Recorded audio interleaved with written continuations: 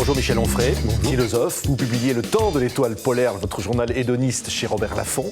On va en parler dans quelques instants. D'abord, l'actualité. Vous êtes un homme passionné des religions. Le voile suscite un profond débat, encore une fois en France. Emmanuel Macron, hier, a appelé à un consensus, à faire bloc pour éviter les amalgames après cette affaire d'une mère de famille voilée qui accompagnait son enfant pour une sortie scolaire et la sortie qu'a fait un élu du Rassemblement national. Elle a d'ailleurs décidé de porter plainte. Vous réagissez comment à ces événements ?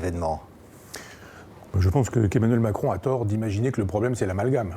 Le problème c'est l'islamisme. Et l'islamisme, il est très facile à voir. On sait très bien qu'il y a eu un sondage qui a été commandé pour Le Point et pour la Fondation Jean Jaurès. C'est Ipsos, je crois qu'il l'avait fait, et qui montre que 25% des musulmans estiment que la charia devrait prendre le pas sur les lois de la République. C'est ça le problème. Le fait est qu'une majorité est pour les lois de la République. Oui. C'est ça aussi qui est important. Donc effectivement, l'amalgame, il ne faut pas le faire. Et d'une certaine manière, Macron aurait raison sur ce sujet. Sauf que quand il ne dit pas d'amalgame, c'est juste pour dire l'islam ne pose pas problème. Il pose problème quand 25% d'entre eux estiment que la charia devrait faire la loi. Oui, mais le voile, là, en l'occurrence, pose problème aujourd'hui, Michel Onfray ? Non, moi je pense que le voile, c'est un faux problème. Le problème, c'est pas ce qu'il y a sur la tête, mais ce qu'il y a dans la tête. Et moi, je connais des gens, des femmes voilées, qui ne sont pas radicalisées. Et simplement, c'est un signe d'identité, elles sont parfois jeunes, c'est une façon de redire un passé qu'on leur a demandé de totalement oublier. Donc il ne faut pas l'interdire, comme le dit le Premier ministre. Bien sûr, moi je suis contre les interdictions. Le libertaire que je suis n'est pas pour l'interdiction, je suis pour le débat, je suis pour l'échange. Je trouve que ce jeune homme du Rassemblement national a eu tort de s'adresser à la présidente à destination de cette femme en estimant quel était le problème. Je trouve ça inadmissible qu'on humilie des gens, que ce petit garçon se soit trouvé humilié en train de pleurer dans les bras de sa mère. Je trouve évidemment que le lendemain, quand elle nous dit qu'elle va porter plainte 2 fois, on voit bien ce qu'il y a comme type de mécanisme. Et il ne faut pas rentrer dans cette polémique de politique politicienne, mais penser un peu en survolant, en surplombant, je dirais, en termes de civilisation. Il faut être impitoyable avec les musulmans qui estiment que les lois de la République passent au second plan et que la charia... Ça veut dire qu'il faut défendre davantage la laïcité aujourd'hui, voilà, la loi de 1905 ? Alors pas seulement la laïcité, parce que là aussi la laïcité, on dit, elle est ouverte, elle est fermée. Moi je suis pour le fait que des femmes voilées puissent accompagner des enfants dans les sorties scolaires. On n'endoctrine pas en 3 secondes un enfant parce qu'on aurait un voile et qu'on serait islamiste. Non, ces femmes ont le droit d'accompagner des enfants avec un voile sur la tête. Elles ne sont pas seules, il y a d'autres parents, on peut discuter, on peut parler. Et ce ne sont pas des monstres, les femmes qui ont des voiles sur la tête, qui vont tout de suite expliquer qu'il faut faire le djihad aux enfants de l'école républicaine. Le délire, il est là.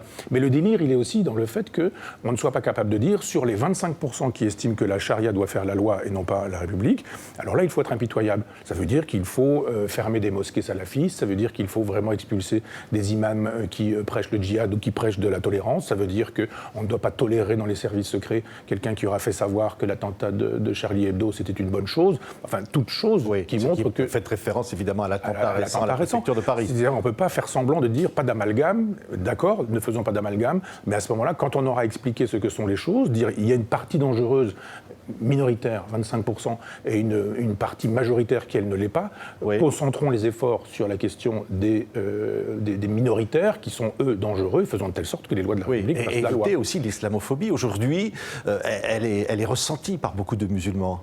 Mais alors moi, je ne sais pas ce qu'on appelle l'islamophobie. Si vous commencez par dire, par exemple, que le Coran a été écrit, que c'est un texte historique, vous avez des gens qui vont vous expliquer que vous êtes déjà dans l'islamophobie parce qu'il faudrait dire du Coran qu'il a été dicté par Dieu à l'ange Gabriel qui, avec le prophète, etc., etc. Moi, je ne crois pas en Dieu. Je ne vois pas comment Dieu pourrait dicter un livre à quelqu'un qui pourrait ensuite, etc. Donc, l'islamophobie, si ça commence à caractériser le personnage qui veut juste penser l'islam en termes historiques, ça devient problématique, ça devient dangereux. Donc, je suis contre les interdictions. C'est-à-dire que l'islamophobie, c'est une interdiction de penser le Coran et de penser l'islam. C'est même pas de critiquer, c'est juste de le penser. On vous demande juste d'obéir, c'est-à-dire de vous mettre à genoux, et pas de faire votre travail de philosophe en disant « Allez, prenons ce Coran. D'où vient-il ? Comment a-t-il été construit ? Est-ce qu'il est en relation avec le judéo-christianisme ? La réponse est oui. Comment Mahomet a-t-il pu exister et pourquoi a-t-il suivi les cours d'un rabbin ? Ça, c'est de l'histoire, et faisons de l'histoire des religions. Mais ça, on en est évidemment bien loin, puisque la question aujourd'hui, si vous êtes pour ou vous êtes contre le voile, il s'est passé cette affaire en Bourgogne-Franche-Comté, et alors vous êtes de quel côté, etc. Oui. Là, on ne pense pas dans ces cas-là. Il est bien évident qu'il faut penser l'islam plutôt que de le critiquer. Oui, un mot, Michel Onfray, le Brexit. Là, un accord peut-être dans les prochains jours. Vous aviez publié Théorie de la dictature, donc le message était clair. Vous avez publié ça chez Robert Laffont il y a quelques mois. Au fond, vous dites, c'est les Anglais qui ont raison aujourd'hui ? Je dis partout sur la planète que les peuples ont raison. C'est pas du tout la même chose. C'est-à-dire que le Brexit, ça reste quand même une consultation électorale. C'est un référendum au cours duquel les Anglais se sont exprimés, les Britanniques se sont exprimés. Voilà. C'est-à-dire que quand en 2005 les Français s'expriment en disant nous ne voulons pas de cette Europe libérale, non pas parce qu'elle est Europe, mais parce qu'elle est libérale, on dit bien vous l'aurez quand même, et on repasse par-dessus la tête du peuple. Mais ce n'est pas une dictature. Vous employez le mot dictature. Une dictature, c'est le fait de dire je vous demande ce que vous en pensez, et quand vous en pensez quelque chose qui n'est pas ce que je souhaiterais, eh bien je mets votre référendum à la poubelle. La dictature, c'est de dire on fait des élections, mais si les élections ne vont pas dans le bon sens, on met les élections à la poubelle. C'est ça la dictature. Voilà, moi j'habite à Caen et à une époque on a fait un sondage, on a fait un référendum, une consultation pour savoir si les gens voulaient un tramway, oui ou non. Les gens ont dit massivement nous n'en voulons pas. Qu'a fait le maire de l'époque? Il a dit vous allez avoir un tramway tout de même. Ça s'appelle de la dictature. Donc moi je suis gaullien en ce sens, c'est-à-dire que je pense qu'il y a des élections, quand on perd les élections on s'en va, quand on perd un référendum on s'en va, quand un référendum dit ceci plutôt que cela, eh bien on fait ceci plutôt que cela, et on ne trouve pas des explications pour dire bon on vous demande ce que vous en pensez, si vous êtes pour ce sera bien, si vous êtes contre on mettra ça à la poubelle. Ça s'appelle pas un référendum, ça s'appelle juste un plébiscite, et en disant si le plébiscite est en ma faveur ce sera très bien, et les élections ce sera formidable, si ça n'est pas en ma faveur on mettra ça à la poubelle. Oui, un mot, vous êtes favorable au dialogue avec Éric Zemmour? Avec tout le monde. Il faut dialoguer avec Éric Zemmour, même s'il a été condamné par la justice. Mais je ne vois pas comment on pourrait dire aujourd'hui, il y a des gens avec lesquels on ne dialogue pas. À ce moment-là, on ne dialogue qu'avec les semblables, et puis on ne dialogue plus. C'est-à-dire on même monologue. Condamné par la justice. Mais condamné par la justice, des incitations à la haine raciale, juste parce que vous avez dit des choses qui sont interprétées comme ceci ou comme cela, etc. Moi, la justice, vous savez, je ne pense pas qu'elle dise toujours la vérité. La justice, elle dit le droit. Bon, alors, vous avez dit le droit, mais le droit, c'est pas forcément ce qui est juste. La justice, dans les années 40, c'était de déporter les Juifs. Bah, c'était juste, mais ça n'était pas moral. Donc il y a des moments où moi, je ne juge pas. On ne peut pas la comparer avec la justice des années 40. Juste pour vous dire que, pour moi, la loi ne fait pas la loi quand elle dit le droit, et qu'elle ne fait pas de telle sorte qu'elle dirait aussi en même temps le juste ou l'injuste ou ce genre de choses. Il y a des gens qui sont de toute façon, vous savez, Fouquier-Tinville l'avait dit, donnez-moi une phrase de n'importe qui et je vous l'envoie directement à la guillotine. Il y a des gens qui sont condamnés du simple fait qu'ils disent quelque chose.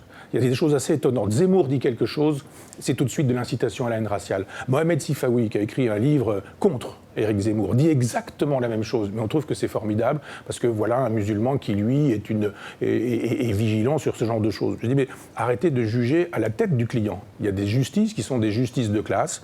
Comme toujours, selon que vous serez puissant ou misérable, les jugements de cour vous rendront blanc ou noir. Vous avez aujourd'hui une justice politique. Et on sait très bien que si quelqu'un dit quelque chose, il va être condamné non pas pour ce qu'il dit, mais par ce qu'il est. Et si un autre dira exactement la même chose que celui qui vient de se faire condamner, mais qui ne sera pas condamné sur son visage ou sur son faciès d'une certaine manière, alors là, le propos deviendra acceptable. Oui, Michel Onfray, le philosophe. Vous publiez Le Temps de l'étoile polaire, votre journal hédoniste chez Robert Laffont. Hédoniste parce que c'est quoi? C'est profiter de la vie, jouir finalement de l'existence. Alors vous y rendez hommage à Camus, vous y rendez hommage à Nietzsche, vous y parlez de Bartabas que vous adorez sur son cheval et son esprit de liberté. Et au fond, vous pourfendez quoi? Vous pourfendez tous ceux qui veulent s'opposer finalement à la liberté de l'individu et à ces philosophes qui ont, j'allais dire, chanté cette liberté. Oui, mais on me réduit souvent à un penseur contre. Mais moi, j'ai écrit un nombre considérable de livres pour.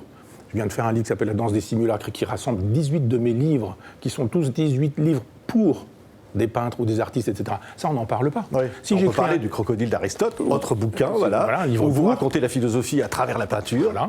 Le livre sur la théorie de la dictature, c'est un livre pour Orwell. Ce ne sont pas des livres contre. Ce sont des livres qui défendent un certain nombre de choses. J'estime qu'un philosophe devrait le faire toujours. Donc pour Camus, par exemple, vous direz Camus contre Sartre. Mais non, pas contre Sartre. Je défends Camus. Et quand on peut pas, j'ai fait un gros livre sur Camus et on m'a dit votre livre contre Sartre. J'ai dit, écoutez, il y a 20 pages sur Sartre dans lesquelles je dis qui était. Oui, là, il y a plus que 20 pages. Là, vous dénoncez finalement Sartre qui s'est trompé au fond. Je dis simplement que quelqu'un qui nous dit que L'homme révolté est le livre d'un petit bourgeois parce que Le Figaro en a dit du bien. freudien est mal placé quand il a été, lui, auteur dans des journaux collaborationnistes, Comédia par exemple, qu'il a écrit dès le début de la guerre, qu'en 1944, il écrivait toujours un éloge de Giraudoux dans cette fameuse revue collaborationniste, qu'en 1943, la fameuse revue collaborationniste en fait l'auteur de l'année, que Simone de Beauvoir travaille à Radio Vichy. Je me dis, ces gens-là sont tout de même pas habilités à dire un petit peu plus tard d'Albert Camus, qui lui a été résistant, que c'est l'auteur qui défend le capital, le capitalisme, les États-Unis, l'exploitation, ce genre de choses. Camus, il dit, mais moi je suis contre les prisons, et si c'est une prison nazie, elle n'est pas défendable, si c'est une prison soviétique, elle n'est pas défendable non plus. Alors, vous aimez Freud, hein, qui dit de lui-même qu'il est un conquistador, un aventurier. Non, je n'aime pas Freud. Je fais la critique d'un Freud qui nous dit qu'il est un scientifique. Je trouve que c'est un grand philosophe. Mais au fond, être un aventurier, c'est génial. Oui, mais c'est pas ça que je critique chez Freud. Je critique chez Freud cette idée qui nous inflige et qui a fini par triompher, que la psychanalyse est une science et qu'elle soigne et qu'elle guérit. Moi, j'ai lu l'œuvre complète de Freud, y compris la correspondance. Et Freud lui-même dit qu'elle ne guérit pas. C'est surtout dans la correspondance, d'ailleurs, que vous contestez ses propos. Oui, parce que c'est surtout là qu'il est véritablement lui-même. Mais ceci dit, quand peu de temps avant de mourir, il écrit un petit texte qui s'appelle Analyse avec fin, Analyse sans fin, et où il le dit très précisément que la psychanalyse, c'est ce qu'il appelle dans sa correspondance un blanchiment de nègre, donc ça ne marche pas, c'est ce qu'il veut dire. Et il dit, mais un jour, on trouvera des médicaments qui permettront de soigner les pathologies mentales, et la psychanalyse aura été utile un temps, pendant ce temps-là. Donc il est lui-même l'auteur d'une pensée dialectique, en nous disant je suis fait pour être dépassé, maintenant je vais bientôt mourir, mais voilà. Et simplement, je dis aujourd'hui, les Freudiens n'ont pas compris ce que disait Freud, qui appelait à ce qu'on le dépasse et qui sont là dans une espèce de logique religieuse. Il y a un dogme, il y a un texte qu'ils n'ont pas tout lu. Hein. Elisabeth Roudinesco est loin d'avoir lu l'œuvre complète de Sigmund Freud, et qu'on devrait lire Freud pour penser au-delà de Freud. On devrait dire Proudhon aussi, par exemple, parce que vous dites, vous l'admirez là pour le coup, parce que c'est un nanar en fait. Vous définiriez comme un nanar, anarchiste. Qu'est-ce que c'est? Vous êtes pour Proudhon. Proudhonien. Simplement anarchiste, ça veut un peu tout dire et le contraire de tout. Souvent, ce sont des gens qui veulent tuer papa et qui voient papa partout, qui veulent pas d'autorité, etc., etc. Bon, c'est un peu infantile et cet anarchisme-là, on peut l'avoir quand on a 15 ans, ça fait partie du développement normal d'un adolescent, je dirais. Mais si vraiment on veut ce que Proudhon appelait un anarchisme positif, c'est-à-dire arrêter de râler, de vouloir tout casser, mais juste dire mais comment s'y prend-on pour fabriquer un socialisme libertaire, c'est-à-dire un socialisme de justice, de vérité, de liberté. Et Proudhon, c'est une œuvre complète qui est comme ça, j'ai ça chez moi, je veux dire, c'est vraiment une œuvre extrêmement importante. C'est fait écraser par Marx simplement parce qu'on n'a pas voulu entendre le message qu'il nous donnait. Marx disait il y a un socialisme scientifique, le mien, c'est comme avec Freud, il y a des scientifiques, et puis les autres qui sont des utopistes. Non, Proudhon n'est pas un utopiste. L'utopiste, c'était Marx, qui pensait qu'on arriverait à une société sans classe, etc. Alors que Proudhon disait, mais la révolution, on l'a fait sur place, là où on est, en travaillant différemment, l'association, la mutualisation, la coopération, etc. Et un tas de jeunes aujourd'hui qui n'ont pas lu Proudhon, une jeune génération, est proudhonienne sans avoir lu Proudhon, parce que justement, elle ne croit plus au grand récit, elle ne croit plus à la révolution pour demain, mais vous avez des paysans qui font de l'agriculture raisonnée, vous avez des gens qui font des crèches alternatives, vous avez des individus qui font des associations de quartier. Le principe même du covoiturage, c'est une logique libertaire aussi, même si par la suite c'est devenu l'occasion de faire du business. Mais je pense que c'est une idée passée qui a de l'avenir. Oui. Alors, il y a de très belles pages sur la lumière. Vous parlez de la lumière, vous parlez de Claude Monet, vous parlez des impressionnistes, de la peinture qui vous fascine. Ça nous amène d'ailleurs au Crocodile d'Aristote, votre autre livre recueilli chez Abbé Michel. Et au fond, vous dites, la lumière, c'est le fondement. Parce qu'au fond, à travers la peinture, on découvre la philosophie. Oui, parce qu'il y a un moment donné où effectivement la photographie arrive et la photographie, elle saisit très bien le réel et fait ça mieux que n'importe quel peintre. Ça veut dire que la peinture ne peut plus représenter fidèlement ce qu'elle faisait précédemment. Ingres, c'est quelqu'un qui va faire une peinture qu'on ne peut plus faire à partir du moment où la photographie fait ça aussi bien, voire mieux que le peintre. Donc il y a des gens qui, eux, estiment qu'il faut faire autre chose. Et Monet, par exemple, quand il peint plusieurs peintures de la façade de la cathédrale de Rouen, il ne peint pas la façade de la cathédrale de Rouen, il peint l'effet de la lumière sur la cathédrale de Rouen. Il fait la même chose avec des meules de foin ou ce genre de choses. C'est-à-dire qu'à un moment donné, on n'a même plus besoin de la façade de la cathédrale de Rouen, on enlève la façade et on peint les effets de la lumière. Puis on arrive à un moment donné où on ne peint plus que la lumière, puis ça devient l'abstraction, etc. Et puis à un moment donné où on abstrait l'abstraction et où ça devient le conceptuel, etc. Et donc je mets en perspective l'invention de la photographie et le fait que Marcel Duchamp surgisse un jour en rendant possible l'art contemporain avec sa fameuse pissotière, en disant que... vous adorez Duchamp, hein. Ça, oui. Vous dites, Duchamp, on ne peut que l'atteindre ou le dépasser, mais il est incontournable. Incontournable, oui. Ouais. C'est comme les gens qui pensent que la Révolution française aurait dû ne pas avoir lieu. Elle a eu lieu, donc il faut faire avec. Il y a eu cette révolution esthétique, et je pense que Duchamp lui-même, comme je le disais tout à l'heure à propos de Freud, appelle à ce qu'on le dépasse. C'est-à-dire, il ne dit pas devenez Duchampien, ce n'était pas du tout l'esprit de Duchamp.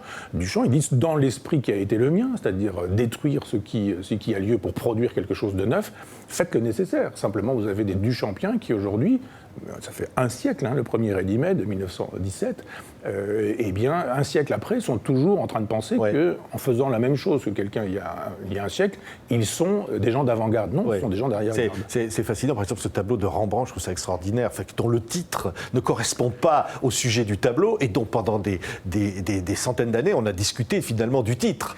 Oui. Et donc, vous dites, au fond, la peinture nous apprend aussi à regarder et à essayer de comprendre, voir ce qui est le sujet, et éviter de se faire j'allais dire, tromper d'une certaine manière. Mais ça, c'est l'exercice du jugement. Il est toujours compliqué, il est de plus en plus compliqué. C'est-à-dire que moi, j'ai eu un livre de philo, un manuel de philo en classe terminale, où la couverture a été faite par cette peinture de Rembrandt que tout le monde connaît. Philosophe en méditation. Voilà, ce qui est faux. Finalement, c'est un prophète qui est devenu aveugle, qui attend que son fils revienne pour lui pourquoi ce faux titre?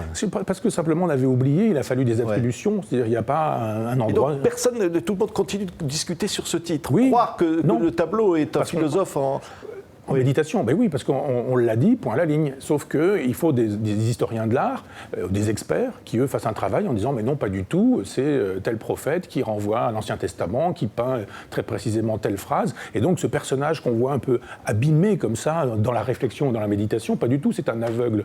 Donc il a le regard d'un aveugle, il n'a pas le regard d'un philosophe qui médite, c'est-à-dire perdu dans une espèce d'au-delà. Donc je fais une lecture de cette toile en disant apprenez à lire les images. Nous croulons aujourd'hui sous les images, chacun avec son téléphone portable aujourd'hui, et nous ne savons pas lire les images. C'est une invitation à ne pas se laisser faire et à ne pas croire ce que l'image donne l'impression qu'elle nous dit, en disant, faites fonctionner votre intelligence, décodez les images. C'est un message pour tout ce que vous voyez aujourd'hui sur les écrans partout. Pour tout le monde, oui, mais oui, parce qu'il y a des moments où vous regardez des chaînes d'information continues, vous avez l'image, et puis vous avez plein d'informations. Regardez à chaque fois sur l'écran, vous avez à peu près une dizaine d'informations, l'heure, les bandeaux défilants, les trucs qu'on nous donne, trois incrustations, et de temps en temps, quelqu'un est en train de parler et dit exactement le contraire que ce que les images nous montrent. Mais comme on nous dit quelque chose, finalement, on voit les images en fonction de ce qui nous est dit. Je dis, mais faites vous-même le travail de décodage. et quand vous ferez vous-même le travail de décodage, la télévision, vous verrez que c'est formidable si vous coupez le son. Voilà, c'est Michel Onfray, le crocodile d'Aristote. Donc pour prolonger cette conversation sur l'art, les peintures, etc., la discussion philosophique, et puis ce nouveau livre, Le Temps de l'étoile polaire, le journal hédoniste, publié chez Robert Laffont. Merci beaucoup, Michel Onfray, d'avoir été notre invité aujourd'hui.